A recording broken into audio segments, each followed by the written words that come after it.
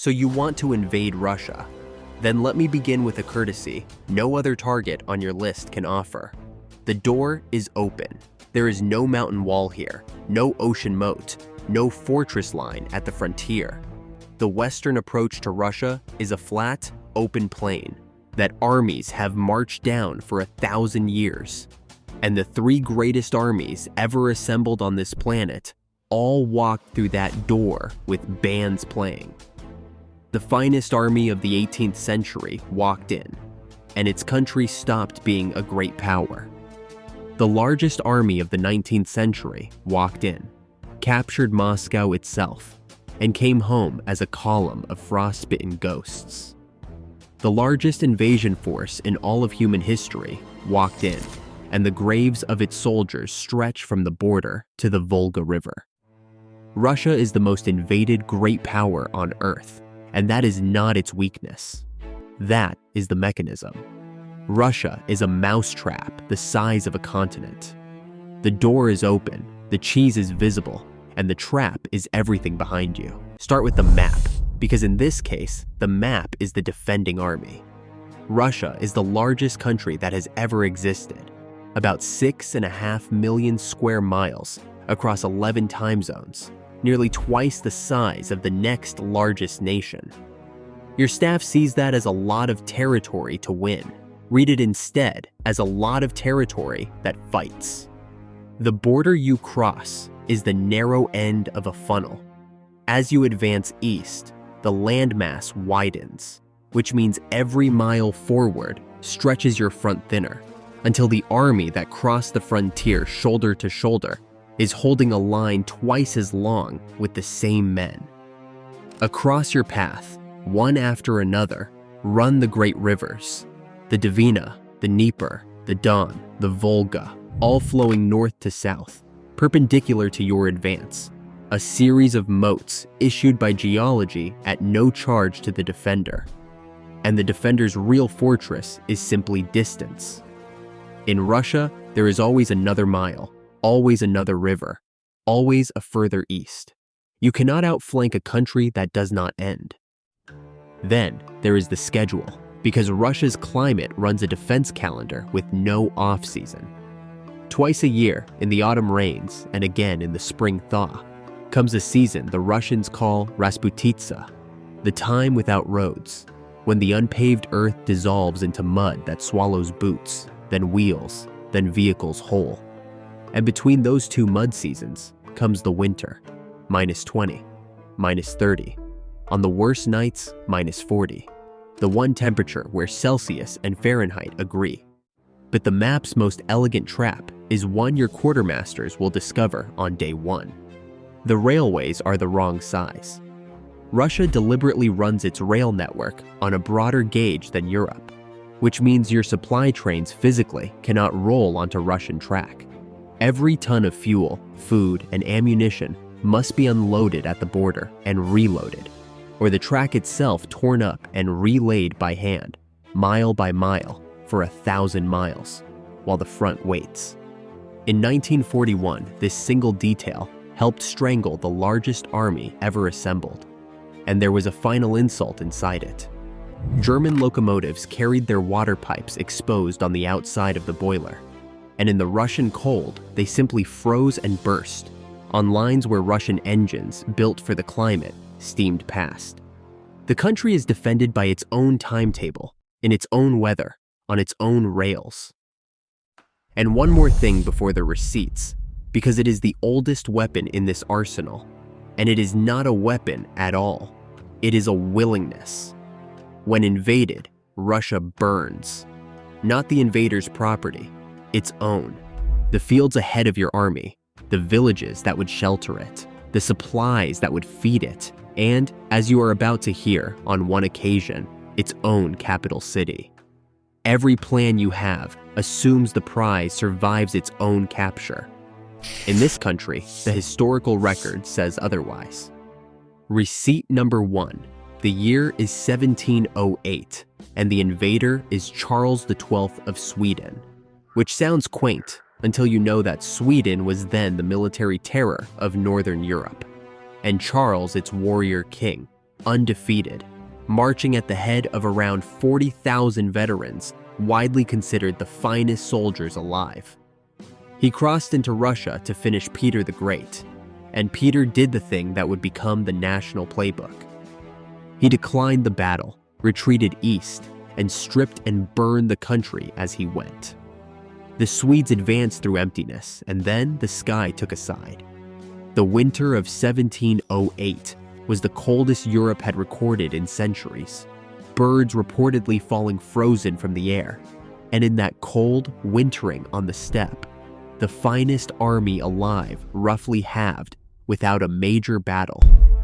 In the summer of 1709, at a town called Poltava, Peter finally offered the battle Charles had chased for a year on Peter's ground at Peter's numbers, and the Swedish army was annihilated in a morning. Days later, most of the survivors surrendered in a body at the Dnieper River. The undefeated king escaped into Ottoman exile with a remnant of his guard. Now read the consequence, because it is the signature of this entire case file. Sweden did not merely lose a war, it ceased permanently to be a great power. And Russia, the backward defender, stepped into the vacancy, built an empire, and never left the club. Remember that exchange rate. Invading Russia does not merely cost you the army, it promotes the defender. Receipt number 2, and this one begins with the largest army the world had ever seen. In June of 1812, Napoleon, master of Europe, crossed the Niemen River with the Grande Armée, over 600,000 men. And here is a detail that should interest your coalition planners. Fewer than half of them were French. The rest levied from an empire of reluctant allies. Against them, the Russians retreated, and burned. Napoleon's entire method, his genius, was the decisive battle, and the decisive battle kept walking away from him, deeper and deeper east, while summer heat, dysentery, and desertion ate his columns before a single great engagement was fought. When the Russians finally stood, at Borodino in September, they gave him the bloodiest single day of the entire Napoleonic era. Around 70,000 men killed and wounded between the two armies from sunrise to dark. And then, having bled him, the Russian army withdrew again, intact, and did the unthinkable. It gave him Moscow. On September 14th, Napoleon rode into the holy capital of Russia, expecting the keys, the delegation, the surrender. He found a city emptied of its people. Within days, fires broke out across Moscow, widely attributed to Russian incendiaries acting on the governor's own orders, and 3/4 of the city burned with the Grande Armée standing in it. Napoleon waited 5 weeks in the ashes for a letter from the Tsar. The letter never came. Alexander would not surrender. Alexander would not even negotiate. And every day the letter did not come. The calendar moved until Napoleon faced the arithmetic no conqueror had solved. He had won the battles, taken the capital, and achieved nothing, and winter was boarding. The retreat began on October 19th, and what followed is one of the most complete destructions of a military force in recorded history. Typhus and starvation killed more than the Cossacks did. The crossing of the Berezina River became a byword for catastrophe. And then the deep cold arrived to finish the accounting. Of the more than 600,000 who crossed the Niemen in June, fewer than 100,000 came back as anything you could call an army, and some 200,000 horses died with them, a loss that crippled French cavalry for the rest of the wars. A French engineer named Charles Minard later drew the campaign as a single flowing chart, a thick tan river of men narrowing, mile by mile, into a black thread, and that one image is still taught as perhaps the greatest statistical graphic ever made. It is also your plan, illustrated. 18 months after Moscow, Russian soldiers were camping in Paris. Napoleon had won nearly every battle of the campaign, including the biggest, had slept in the enemy's capital, and had lost his army, his empire, and eventually his throne, on the road home from a city that burned itself rather than host him. Receipt number 3, and everything about it is the largest in human history. At dawn on June 22, 1941, Germany launched Operation Barbarossa. Around 3.8 million Axis soldiers, more than 3,000 tanks, and, telling detail, 600,000 horses, because even this mechanized legend moved half its supplies by animal. The plan allotted 8 to 10 weeks.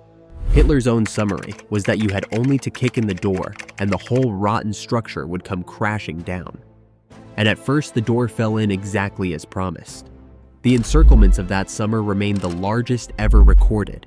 Minsk, then Smolensk, then Kiev, where around 665,000 Soviet soldiers were captured in a single vast pocket. Then Vyazma and Bryansk, 660,000 more. By December, the Soviet Union had lost some 3 million men as prisoners alone, losses that would have ended any other state on Earth. And here's the moment the audit turns, recorded in the enemy's own handwriting. On August 11th, 1941, barely 7 weeks in, the chief of the German General Staff, Franz Halder, wrote in his war diary that Germany had counted on about 200 Soviet divisions and had already identified 360. The door was kicked in, and behind it stood Morehouse, because the defender was trading its oldest currencies, space and bodies, for the one thing the invaders' timetable could not print: time.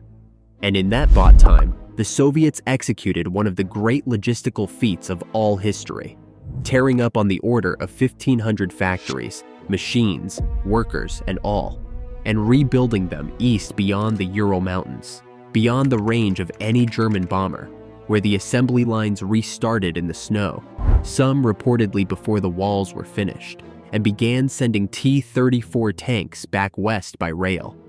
Meanwhile, the invasion was dying of the map. The regauged railways fell behind. The trucks fell apart on the distances. The autumn rasputitsa buried the roads in mud.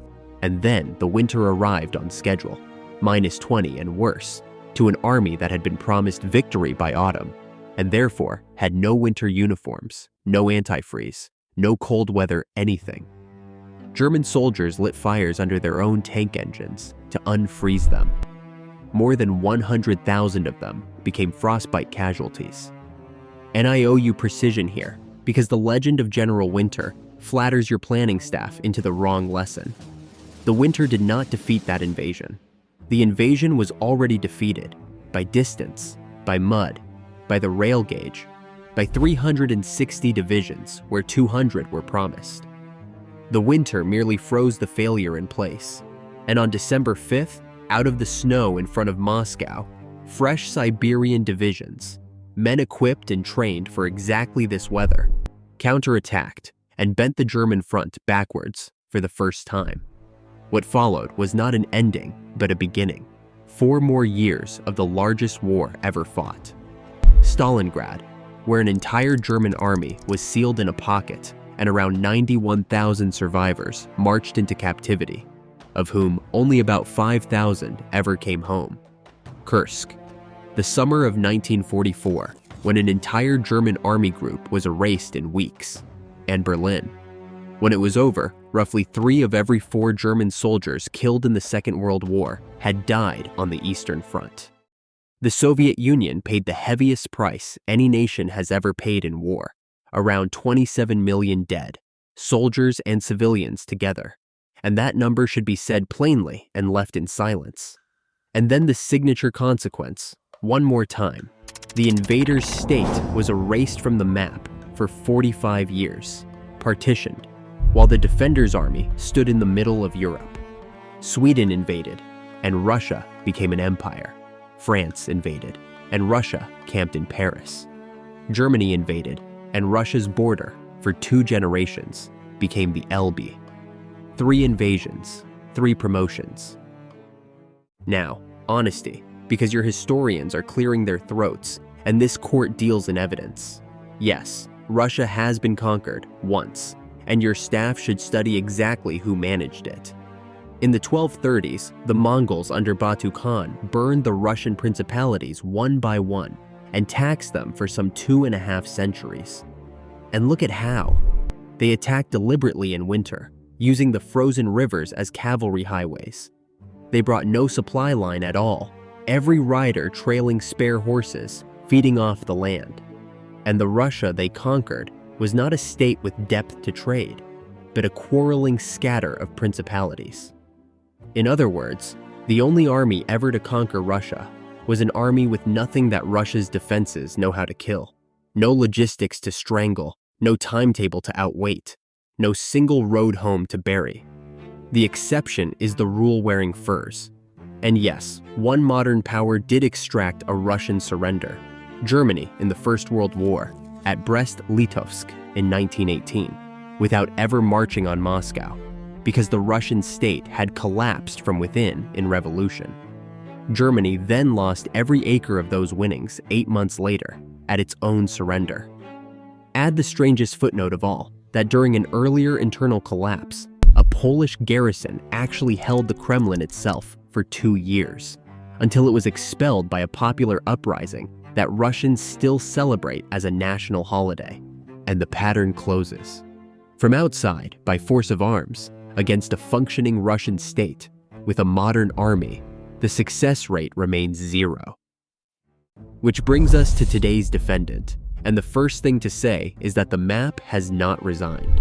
The plain is still flat, the rivers still run the wrong way for you, the rail gauge still breaks at the border, the rasputitsa still keeps its appointments twice a year, and the winter has lost none of its enthusiasm. The population is around 144 million, which matters because of the arithmetic this court applies to every occupation.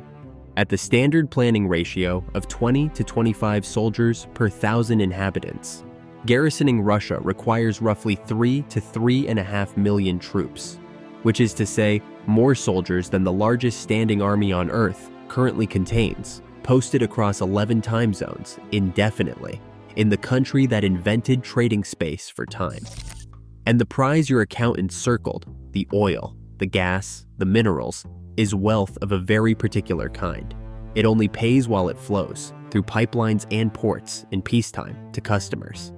You would be seizing the world's largest energy company from a management team whose documented negotiating style, under invasion, includes burning its own capital city.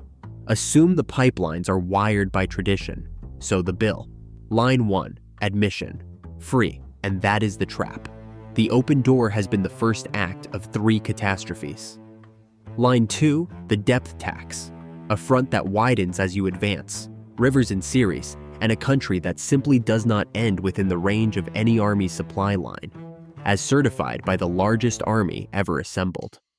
Line 3, the logistics ransom, a rail gauge that rejects your trains, 2 mud seasons a year, and a winter with a confirmed record against superpowers. Line 4, scorched earth. The prize is flammable, and the defender holds the match by policy. Line 5, mobilization depth. Plan for 200 divisions, meet 360. The Halder clause.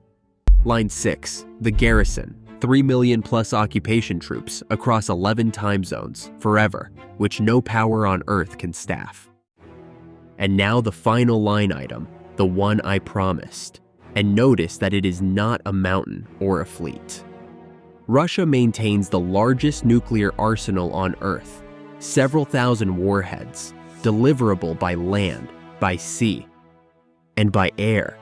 And its published military doctrine states, in writing for the world to read, that nuclear weapons may be used in response to conventional aggression when the very existence of the state is threatened. Sit with the definition. A successful invasion of Russia is not merely difficult. It is the named trigger of the clause, which produces the only paradox of its kind in this series.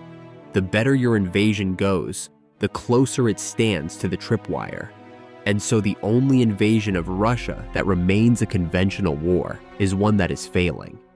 Your plan does not merely lose. If it wins, it ends the audit, the auditor, and the client. The verdict of this court: invasion of Russia denied. Not because the door is locked, it has never been locked. And that is the point.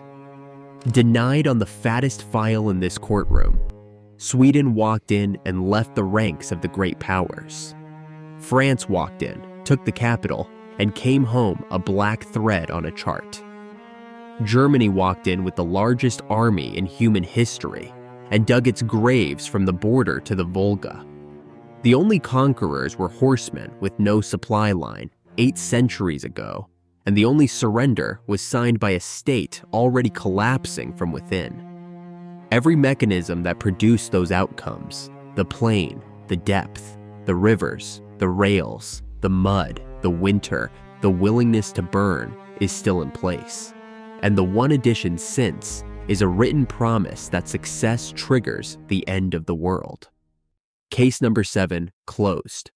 And your staff is already reaching for the next folder, visibly relieved, because the next defendant looks refreshingly small. An island barely 21 miles from the mainland at the narrowest point, close enough to see on a clear day. Here is its record. The most famous armada ever sent against it was wrecked and scattered, and the defenders struck a medal crediting the wind itself. The most famous invasion plan ever drawn against it was cancelled without a shot, when its planners admitted they could not get river barges past the largest navy on Earth. And the last man to cross that water and take the crown by force did it nearly 1,000 years ago, in the 1 year of history every schoolchild on the island can recite. That case file opens next. If you want your invasion plans rejected properly, hit subscribe, because the Iron Verdict Court is now in session.